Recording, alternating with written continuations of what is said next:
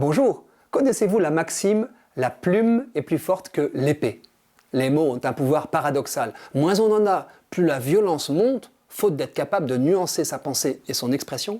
Mais plus on en a, plus on peut en abuser, car les mots sont aussi des armes. La maîtrise du vocabulaire donne un avantage dans les controverses. Pour prendre part à la guerre des mots au service de la justice et de la vérité, mieux vaut avoir en tête que le même mot n'aura pas le même sens pour deux personnes. Un exemple, le mot Dieu. Gare au malentendu, combien de perceptions différentes selon les croyances.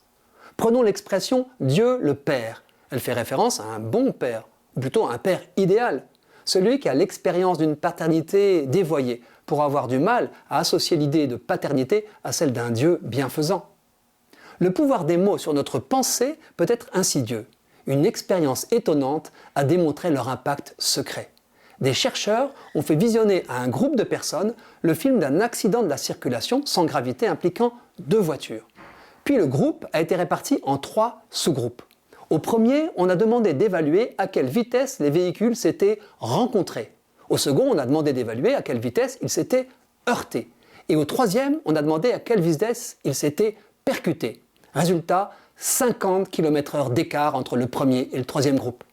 Selon le verbe utilisé, la perception de la réalité change, car le verbe rencontrer ne suggère pas un choc, alors que le verbe percuter signifie heurter violemment.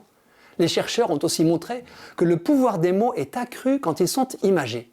Les expressions qui utilisent une métaphore ont un impact plus grand sur le cerveau que celles qui n'en utilisent pas, car ils activent la zone dédiée aux émotions.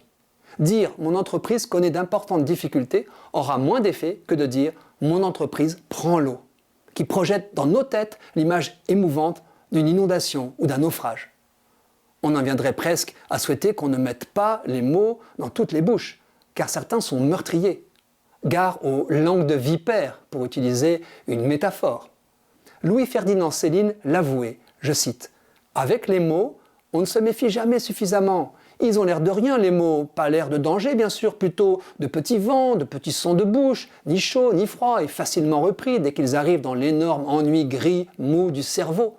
On ne se méfie pas d'eux, et le malheur arrive. » Effectivement, les influenceurs, leaders politiques, lobbyistes, publicitaires jouent avec le pouvoir des mots, et certains s'en servent pour manipuler. Une réforme contestable passera mieux si on la nomme de façon positive. Les promoteurs d'une loi instaurant l'euthanasie ou le suicide assisté étant déjà un qualificatif orienté, l'ont compris. Ils évitent ces mots péjorativement connotés en les recouvrant d'une expression choisie, aide active à mourir. L'aide suggère la bienfaisance généreuse. Celui qui s'y oppose passe pour un sans-cœur et le tour est joué. C'est donc le fait que nous soyons de plus en plus nombreux à ne pas nous payer de mots qui est une bonne nouvelle.